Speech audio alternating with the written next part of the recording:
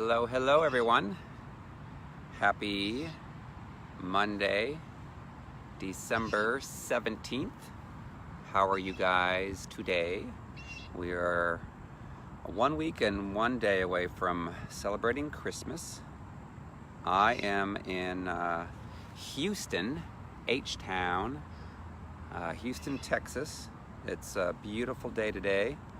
The weather right now, it's probably around 62, supposed to be a high of 71 I think today, and a lot of blue skies right now in front of me. There's clouds that are moving out, I guess, towards the Gulf of Mexico.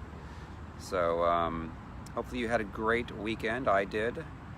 I will share a little bit about what went on this weekend, and then I'll share this with a couple of groups and we'll get started. So hello, my friend Tina Marie from up the road in College Station. Hello. It is so nice to be outside, and people are walking in shorts and short sleeve shirts and enjoying this beautiful weather. It's so nice to be in Houston without humidity. To be in Texas without humidity is a rarity. It happens like a couple months a year in the winter time, and I thoroughly enjoy it.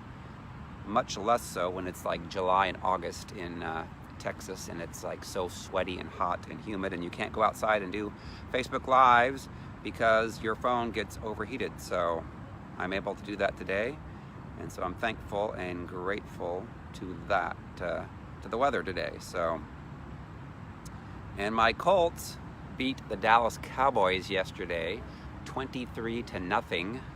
That was great game for me because I'm from Indianapolis, even though I know I've been to Texas a lot, so I'm probably betraying my Texas followers right now. Although some of you guys are Texans, Houston Texans fan, and you probably don't like Dallas, and we're happy to see them get shut out for the first time in, like, I don't know, 17 years, something like that. So so let me see, share this with a couple more and I will get ready to go. Excuse me if there's any helicopters. There's a helicopter that went over earlier and made quite a lot of noise, and there shouldn't be any planes because George Bush Continental Airport's up north of where I'm at quite a ways. So anyways, that's about it. So I had a great weekend. So how many of you like to go car shopping? Anyone? Most people don't, but I like the challenge, because I guess I'm a guy, to seeing how good of a deal that I can negotiate and get. And so I was helping a friend out that needed a car, and so I did a search over like all of Texas, and I used to always go to Craigslist, and then a friend of mine told me to go out to Facebook Marketplace, and so I did my searching, probably found about 100 and some cars, and there was one car that this person loved, and so after we identified that, I go out and do a Carfax on it. Carfax basically gives you the background on the maintenance that was done on the car, if there's any crashes on it. Of course, you can kind of tell that if there's a salvage title or not, and so I want to make sure it's got a clean title. That means there's been no accidents and so forth. So anyways, found one that looked great, did the Carfax. Carfax is interesting, didn't bring up a lot of the stuff that was done to it maintenance-wise, and the guy that owned it said that he took it, every time there was maintenance scheduled, he took it to the car dealership. So it's just kind of, interesting why it didn't show up on the Carfax, because the Carfax is supposed to show all that stuff. So ultimately we checked it out and found out that, oh, sorry, there was a helicopter. I will wait a little bit until it comes over.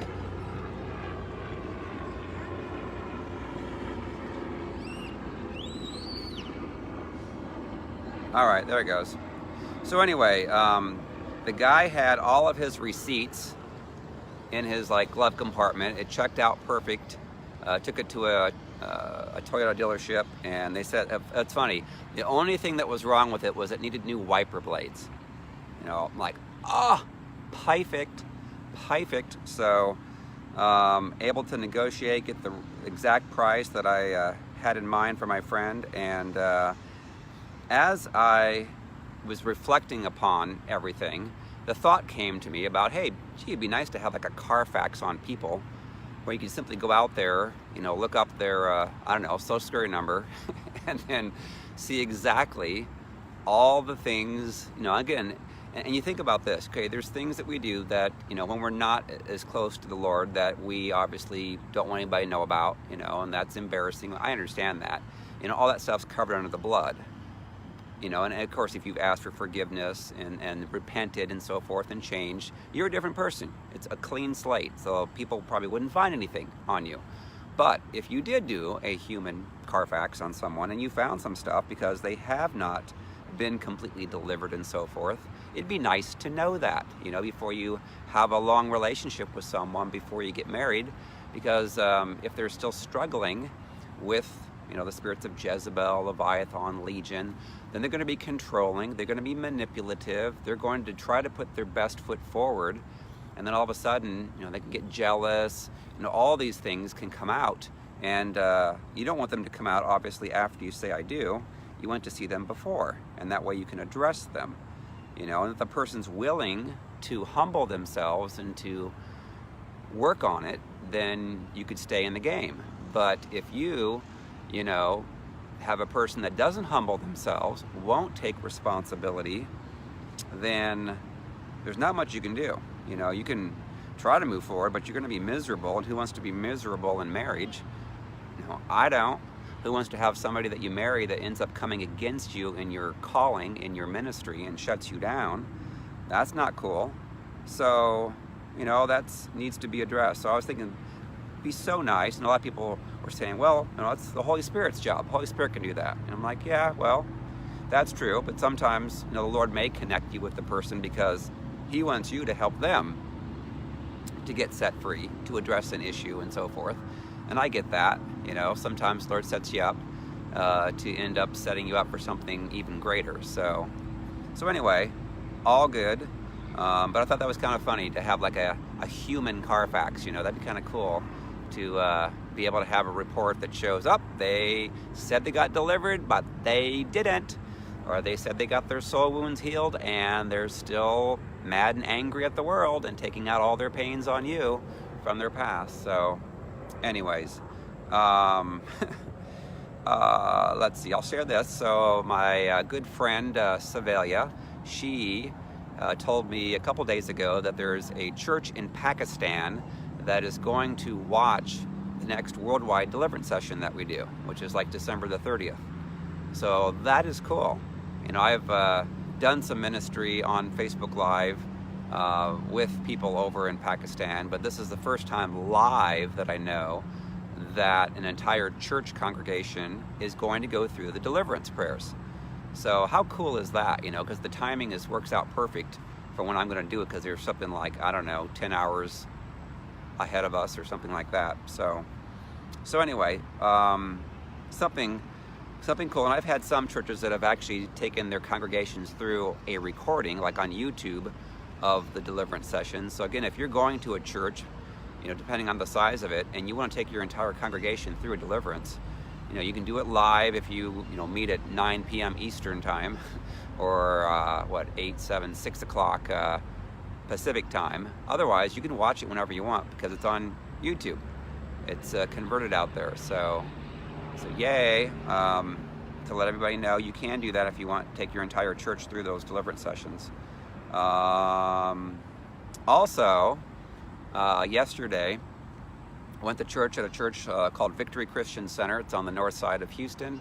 Great church. They have a couple services there, and met a couple peeps that I was friends with. And then in the evening, I was invited by Daryl Bear, who's married to Edie Bear. Edie Bear is on the Elijah list. She's very prophetic. In fact, she's the one that prophesied over me before she even met me that I'd be traveling all over the country, like here, there, everywhere, like baby chickens.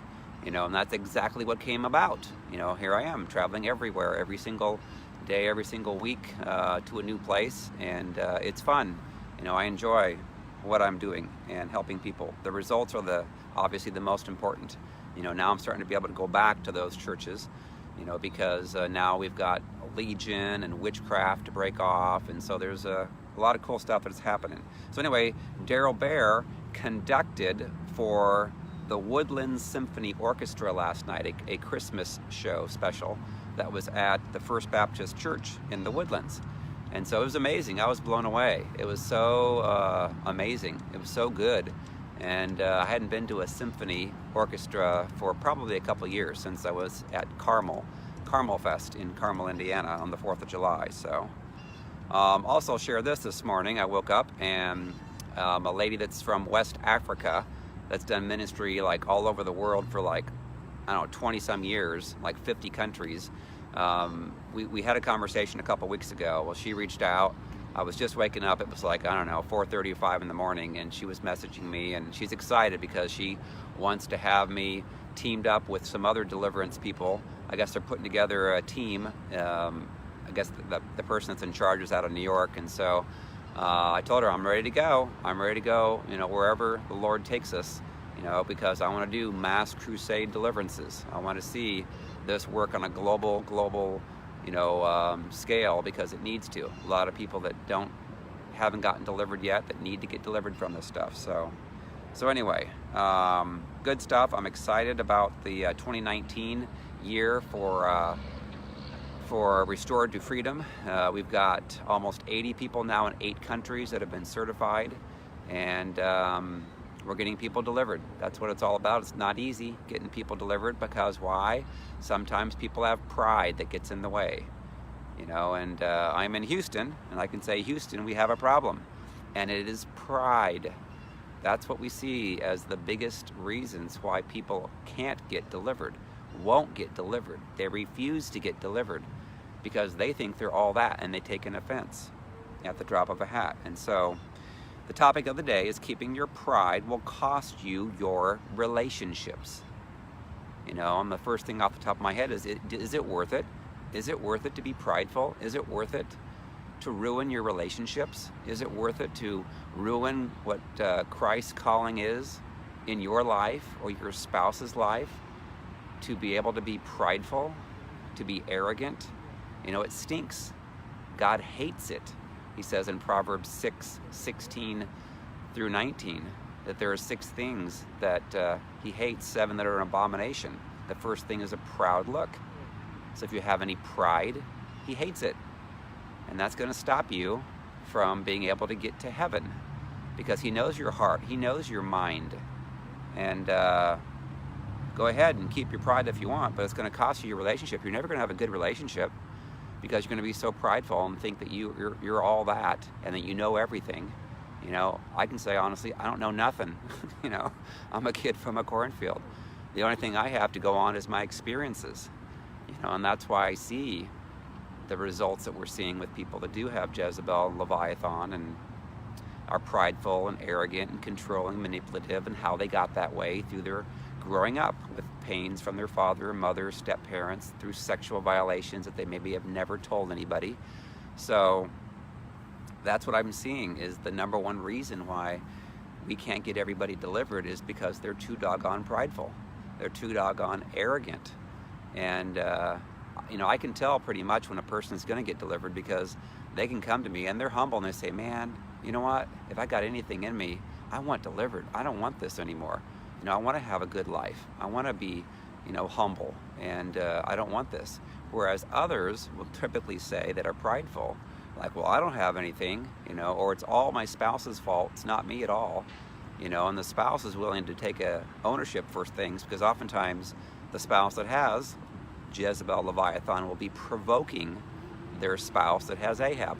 And oftentimes that person can't take it anymore, and they end up saying something that's not normally them, and then they feel bad about it, and they ask for forgiveness, and they make it right.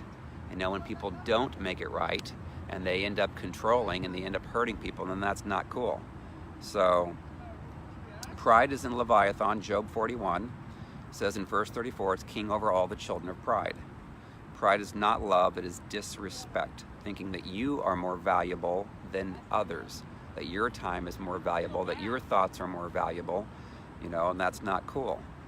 Satan was kicked out of heaven for the pride that he was in, and all the demons that went with him. So if you're struggling with pride, you're struggling with the spirit of Leviathan. That's what you're dealing with. It's in Job 41. The entire chapter talks about it. And it causes confusion in your thoughts, in your mind. It will literally play mind games with you, and then you end up being prideful and arrogant and accusing other people of things that they never said or that they never did, or you misread what their intentions were when your intentions are not pure, are not godly. And it's so hard. It's so hard because it's like that takes control of a person's mind. And then you're married to somebody like that or have a relationship with them, it's like you want nothing to do with them because you can see the words that come out of their mouth are so arrogant and so prideful, and that they know it all and it's always your fault. They can literally manufacture something that happened that never happened. And I've seen it personally, when a person believes something that happened, and I don't really truly believe that they think that happened 100%. I think that maybe they think it happened maybe 60%. But they'll get themselves so convinced that it did, and then they'll speak it out to people, and they'll speak lies. And they end up hurting people. They end up ultimately hurting themselves because they never have a good relationship. They can never have friends that are close to them because the friends end up ultimately pulling away from them.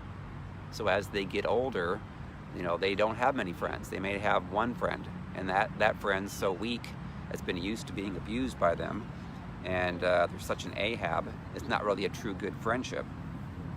So essentially it causes confusion, thoughts, confusion in your mind, words and actions and memory are all messed up. And when you don't see the pride in your own thoughts and actions, you'll break down on all intimacy and love with your relationships. Just think about that. When you don't see the pride in your own thoughts and actions, then it's going to break down all the intimacy and love in your relationships. So pride will literally cause you to ruin your relationships. You may have an amazing wife, an amazing husband, and then you end up screwing it up. Why? Because you have pride that gets in the way, and you want to think that you're right, that you're good, that everybody else, it's their fault, and you end up having no good friendships, no good relationships. Pride will literally cause you to ruin your relationship with an amazingly loving spouse. You'll hear the enemy tell you to say things to control and demean and provoke, manipulate your spouse, children, and friends. Pride causes you to lie, and then you believe your lies. You believe your narrative, everything that you say, and it's horrible. It's not good. It's not cool to lie about people and make things up, and that's what that spirit will do. You'll say something that happened that never occurred, and you'll believe the lie. So you end up basically blaming everyone else for all your own negative issues. Narcissist, if you've heard of that term, narcissist personality disorder, are those that have an extreme version of the spirit of Jezebel and Leviathan. They think that they're great, that they are beautiful, they are handsome, the world revolves around them, they're extremely prideful, very arrogant, and we'll be talking about that tomorrow. I'm interviewing psychologist Dominic Herbst, and he will be amazing tomorrow at 12:30 Eastern. I've talked to him before as well, and so you'll be able to get it straight from a psychologist that knows about narcissism, and we're going to be talking about when it's appropriate to separate, when it's appropriate, from a Christian perspective. Because if you can think about that, a lot of people stay in marriages or stay in relationships that are unhealthy, and it ends up hurting them. Some of them to the point of death, because the demonic spirits in that person that's a narcissist wants to really kill you. You may not think that, but by their words, that demon in them wants you to be so miserable, that you end up giving up on life. And a lot of times people tell me that they have those thoughts that come in from the enemy saying, I don't want to live any longer. It isn't worth it anymore. I just want to die. And I've had several people that I know personally that have died by staying in their relationship too long. So we'll be talking about that tomorrow. And again, narcissists have extreme amount of pride. It's not good. And I've counseled with people so many times trying to help people get delivered. And counseling with a person that has a strong Leviathan spirit doesn't work unless they humble themselves, unless they can look at it from the Lord's perspective. They can look at the mirror at themselves and they can admit it. And so many times they just keep hearing that voice from Leviathan saying, no, it's always your spouse, it's always your children's fault, it's always your friend's fault. They never take responsibility for themselves. And Proverbs 16:18-19 says, pride goes before destruction and a haughty spirit before a fall. Better to be of a humble spirit with the lowly than to divide the spoil with the proud. And that's true. They're playing frisbee golf. Or no, they're playing frisbee football right now. Let's see, I can flip it around here. Let's see here. There you go. They're playing frisbee football. They weren't here like 5 minutes ago. So hopefully, I would love to play with them actually. I love playing frisbee. So, oh man, I gotta hurry up and get done. Okay, Luke 14:11. For whoever exalts himself will be humbled, and he who humbles himself will be exalted. I've seen that a lot of times too with people that are in ministry. There's a lot that are prideful, that are out there, and the Lord's humbling a lot of them in their ministries. Sometimes they lose the entire church, because the pastor is very prideful, very arrogant. And again, I talk about how a pastor and his son-in-law came to have a meeting with me, and the Lord told me to confront him, so I did. And so when I did that, no, I'm not filming though. I'm doing one on myself, so. So anyways, it's funny. Anyway, the Lord ended up shutting the church down because they were operating in Jezebel and Leviathan. I confronted them for what they were doing, and he gave them time to repent. They wouldn't do it. Within a year, we're down to like 20 people. They used to have 200 people, so. And again, I talked about Proverbs 6:16-19. These 6 things the Lord hates. Yes, 7 are an abomination to him. A proud look, that's Leviathan. A lying tongue, that's Jezebel. Hands that shed innocent blood, Jezebel. A heart that devises wicked plans, Jezebel. Feet that are swift in running to evil, Jezebel. A false witness who speaks lies, Jezebel. And one who sows discord among brethren. So literally, pride can keep you from going to heaven. So, what I always like to say to people, obviously it's better to stay single and alone than it is to be married and controlled and hurt and manipulated and stopped from a person that's prideful. Because they'll literally try to stop the calling in your life. They'll try to shut down your ministry. They'll try to take it over. They'll try to hurt you, and it's not cool. It's not good. So I always tell people to look in the mirror at themselves, and how is it working for you? How is your life? If you come to get counseled to me or to anyone else on the Restorative Freedom team, we always have to say, look at yourself in the mirror. How is it working for you? Your current life. You came to us for a reason. Oftentimes people, I notice this, that have Jezebel Leviathan will come to counselors to try to point the blame back at their spouse when it's really them. But they're so good at manipulating and making people look bad. They'll try to play a counselor, try to kiss up to them, try to be all sweetie sweet to them. I'm like, well, that ain't cool. Oh, he missed the catch. This is fun. I get to watch a frisbee football game at the same time. I have never done this before. So anyways, we need to take responsibility for ourselves. I remember once Joyce Meyer had a woman come up, and I think she'd gone through like 4 divorces, and she came up to Joyce and said, man, if I had Dave, your husband, I wouldn't have gone through all these divorces. And she's like, well, look in the mirror at yourself. Who's the common denominator? And again, most of us will either be defaulted to more of the Ahab spirit, where we're more gentle, loving, and we tolerate things, or more of the Jezebel spirit. Jezebel causes us to control, manipulate, want our way, demand, be prideful. So the question then comes down to, how do we humble ourselves? Obviously it's much easier when we do it ourselves than it is when the Lord does it. Because when the Lord does it, he may do it in a public venue that's more embarrassing. We know of, pastors that have large churches that were doing things they shouldn't have done. Maybe been in sexual things they shouldn't have done, and then they were exposed. That wasn't good for them, obviously. It wasn't good for the people that they went to church there, but God's in the process of cleaning out the church, cleaning out people, that don't even go to church, obviously. He wants to get this exposed. Why?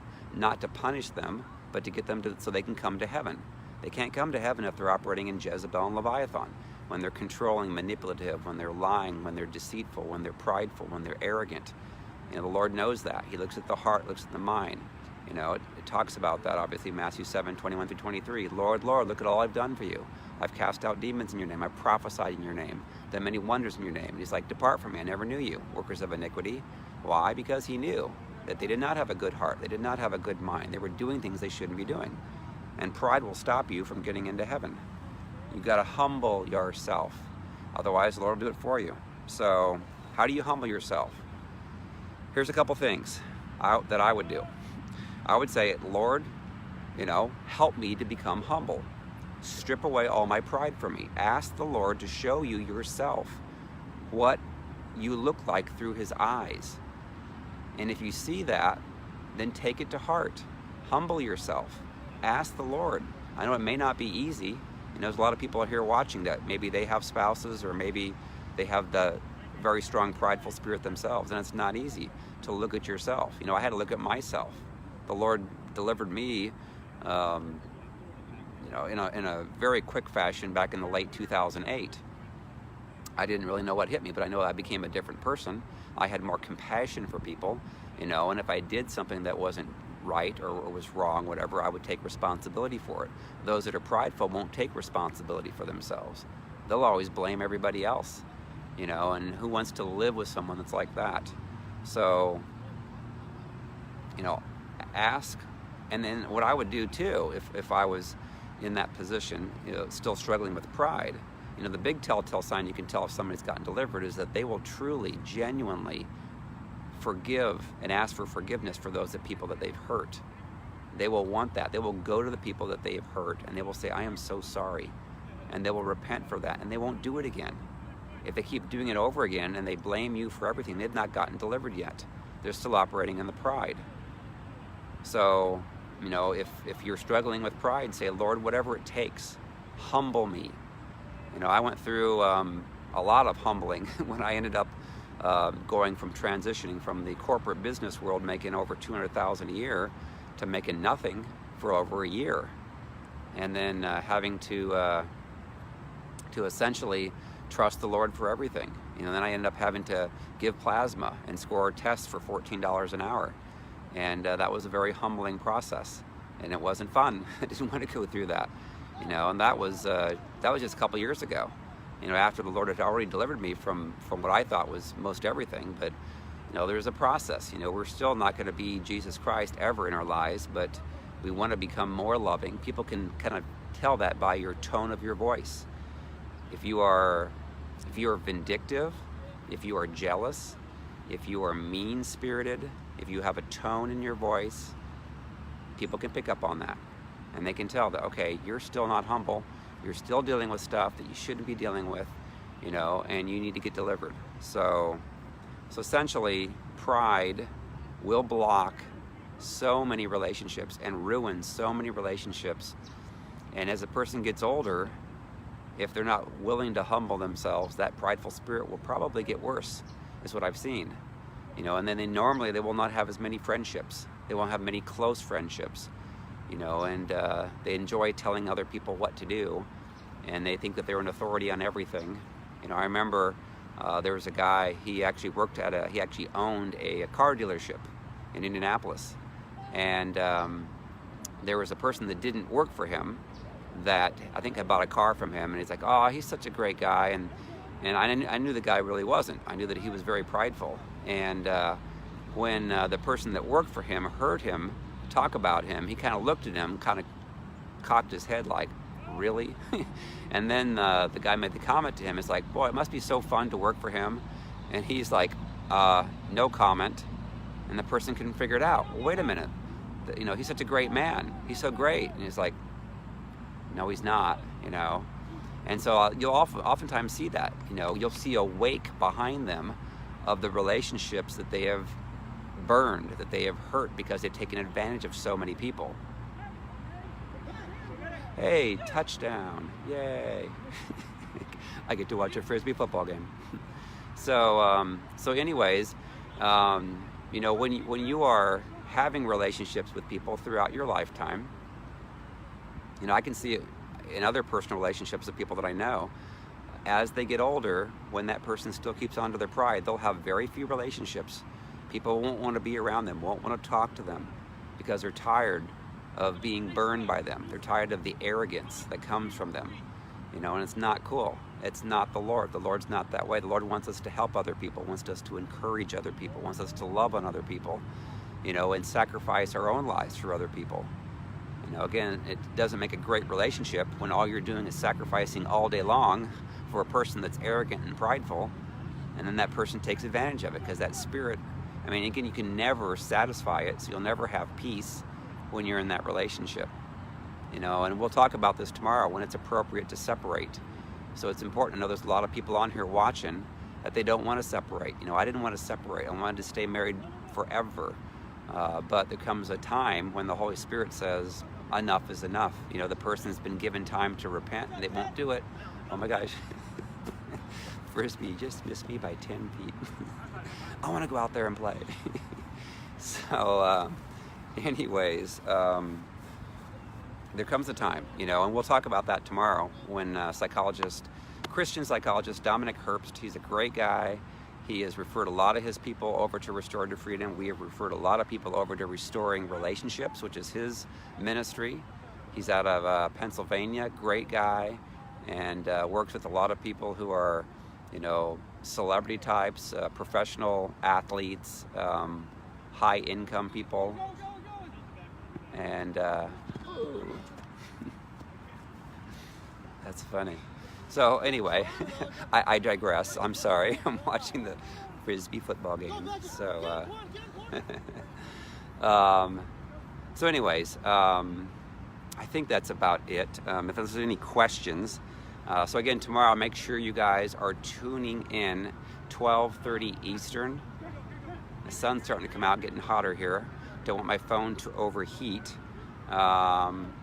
And then next ministry I'm doing is January 18th and 19th in Houston at Journey U.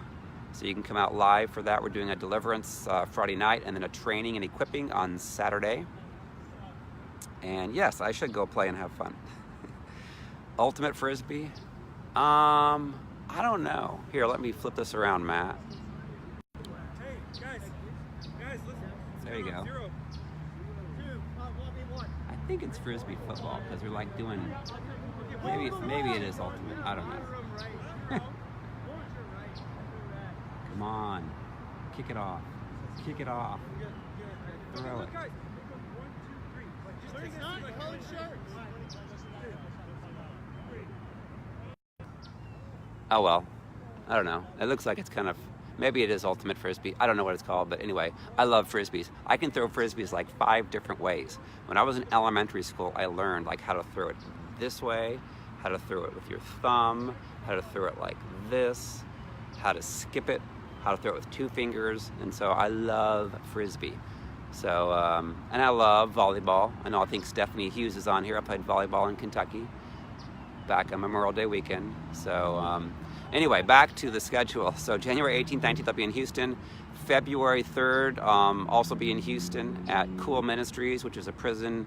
They go after helping people that have been to prisons and drugs and stuff. It's awesome, amazing. I spoke there back in July. There's also a couple of other venues that I just reached out to today that are in Texas. So I'm gonna start filling my schedule up. And then Africa. I have not been to Africa yet, but there's a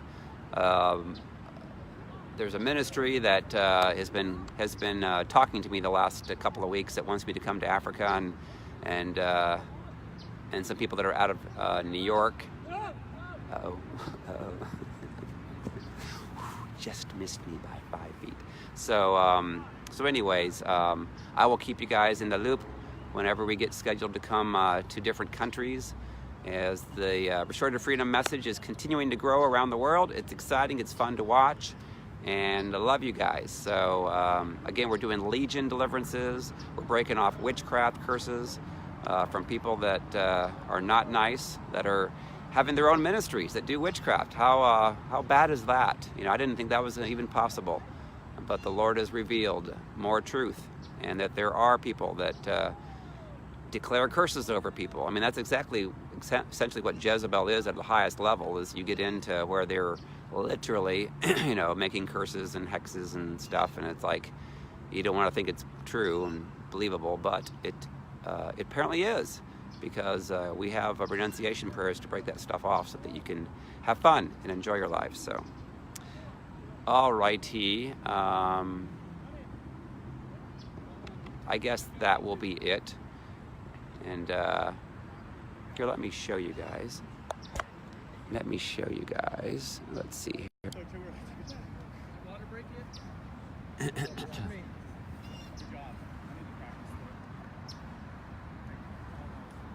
So there you go. Frisbee. Bunch of men playing frisbee, so cool. Except every time I show them, they end up stopping play. So I'll wait here until they kick it off, and then I'll let you guys see it. Again, I'm in Houston, if you guys want to know. This is downtown Houston behind me. It's going to be 71 today. It's starting to get warmer now because the clouds are almost gone. I can see clearly now. Okay, there we go. I just threw it. See, it's kind of like football. Ooh, you got it. Touchdown. So cool. All right. So I'm going to be doing some ministry tonight that I wasn't planning to do. Came up here in the last couple hours, and for another person that's got ministry, a ministry here in Houston. So, alrighty. Well, in fact, we should get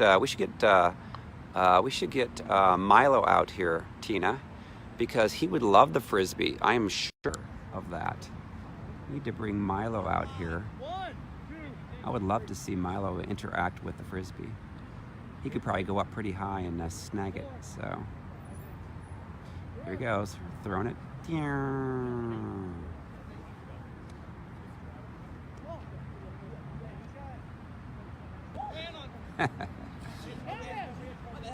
Stud, not so much.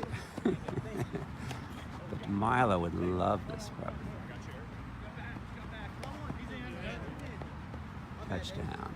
Okay. Alrighty. I'm gonna let you guys go. So keep your humility on. Keep away from pride. And again, sometimes you have to give people over to the Lord because they are so prideful and they won't admit it.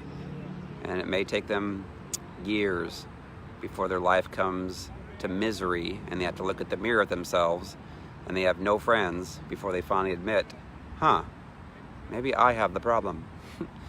Alrighty, see you guys later. Love ya. Bye-bye.